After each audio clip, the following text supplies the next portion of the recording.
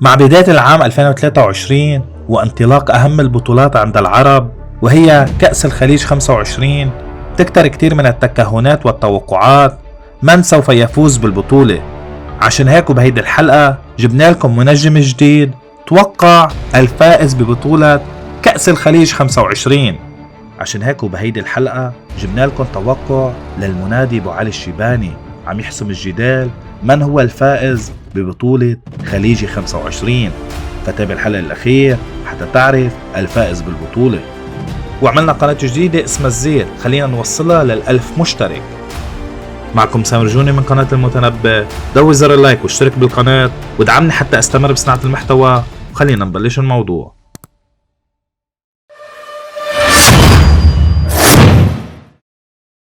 كأس الخليج العربي هي بطولة كرة قدم تقام كل عامين في الدول العربية في الخليج العربي.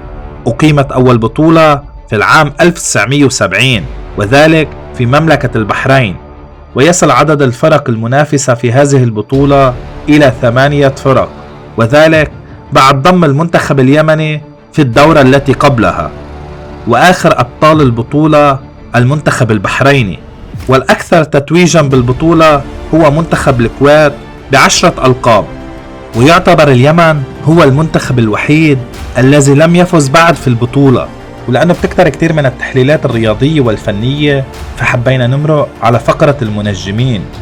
حيث في أحد الإطلالات التلفزيونية تحدث المنادي أبو علي الشيباني من هو الفائز ببطولة خليجي 25، حيث بيتوقع أبو علي الشيباني أن العراق سوف يفوز بالبطولة، حيث أن المنتخب العراقي يملك لاعبين منسجمين وذو خبرة، بالإضافة بعاملي الأرض والجمهور، حيث أن العراق يستضيف بطولة خليجي 25.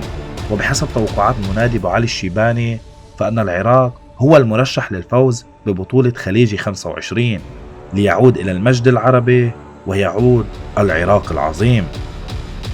اعطينا رأيك بخانة التعليقات. هل فعلا بتعتقد أن توقعات المنجمين حول المنتخب الفائز في البطولة رح يتحقق، أم هناك موعد لا يعلمه إلا الله؟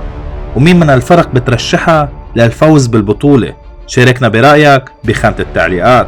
وإذا مهتم بسلسلة التوقعات رح أترك لكم جميع الحلقات بصندوق الوصف، بتمنى عليكم تحضروها لأنه حلقات مثيرة للجدل. وعملنا قناة جديدة اسمها الزير، خلينا نوصلها لل1000 مشترك. ما انسى انك تضغط زر اللايك وتشترك بالقناة وتتابعنا على كل مواقع التواصل الاجتماعي. وهذا كان كل شيء، بشوفكم حلقة الجاي.